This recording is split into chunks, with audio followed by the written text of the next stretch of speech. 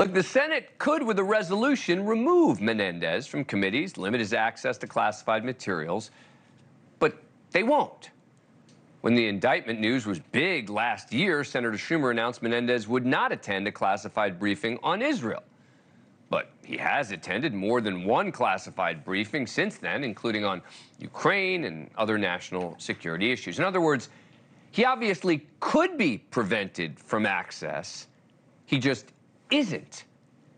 Now, most of Menendez's staff, including his top advisors, have quit over the last few months, and he's lost the support of most of his donors.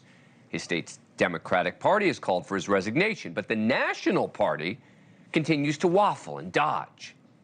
Okay, so why aren't more Republicans complaining or making a big deal out of this?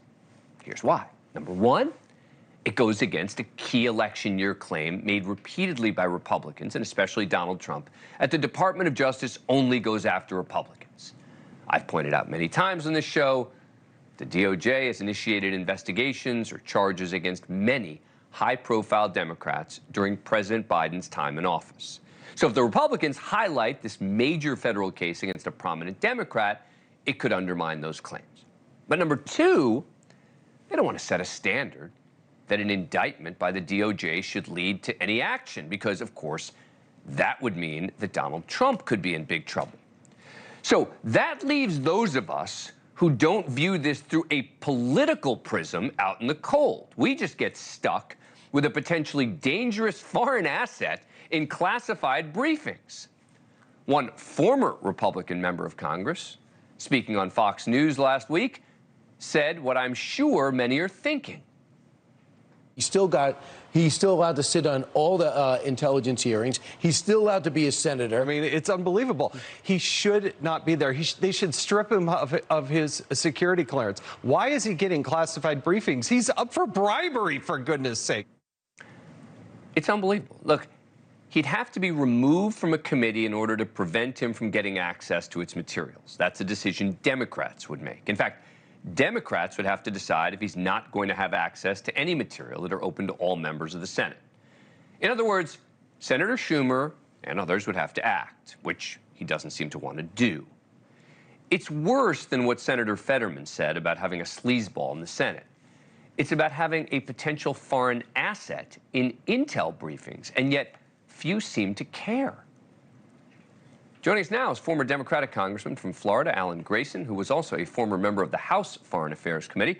Thanks very much for coming on the program. Appreciate it. All right, first let me ask you about your party, Democrats. Why are they not pushing harder to get him out of this committee? Because there's a razor-thin majority in the Senate for the Democrats, just like there's a razor-thin majority for the Republicans in the House. One person aligns with the Republicans or even becomes independent, and the Democrats completely lose control, and in particular, lose the ability to put through appointments, which is the key right now. And for the rest of the Biden administration, they won't have any power. So you're saying to me, behind the scenes, he's basically saying to them, you guys kick me off this committee, and I'm going to abandon the Democrats and become an independent? Yes, it's a card that he can play in this situation. He's not the only one to ever do that. We saw that recently in the House with Republicans. And one reason why he's even talking or putting it out there that he might run as an independent is exactly that. He would be depriving the Democrats of their majority in the Senate in the meantime. Here's Senator Menendez being questioned about this issue. This is number one. Look, you're not chair of foreign relations anymore. You had to sit out a briefing on the Israeli-Hamas war. Is it fair to say that you've been sidelined by these legal issues that you're facing? Absolutely not. And let me correct one thing. I was not barred from going into an intelligence briefing. I still have all of my intelligence credentials. I mean, should we be outraged? Am I overstating this? It's a horrible problem. Menendez should be voted out of the Senate. Not only should he lose his intelligence credentials, but he should lose his job. And it should have happened a while ago. When I look at the evidence, I don't even see an alternative explanation here for what he's done. When you reach the point where you have gold bars in your house and you can't explain why they're there, it's pretty much over. So the intelligence briefings is a big part of it and an important part of it to America. But what it really is it's a character test for the institution, and it's failing that test. Well, if you have a lot of gold bars, it could mean you watch a lot of Fox News, though, as well.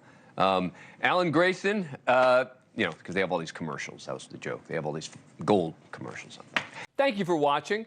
Go to newsnationnow.com to find NewsNation on your cable provider. And don't forget to click the red subscribe button below to get more of NewsNation's fact-driven, unbiased coverage.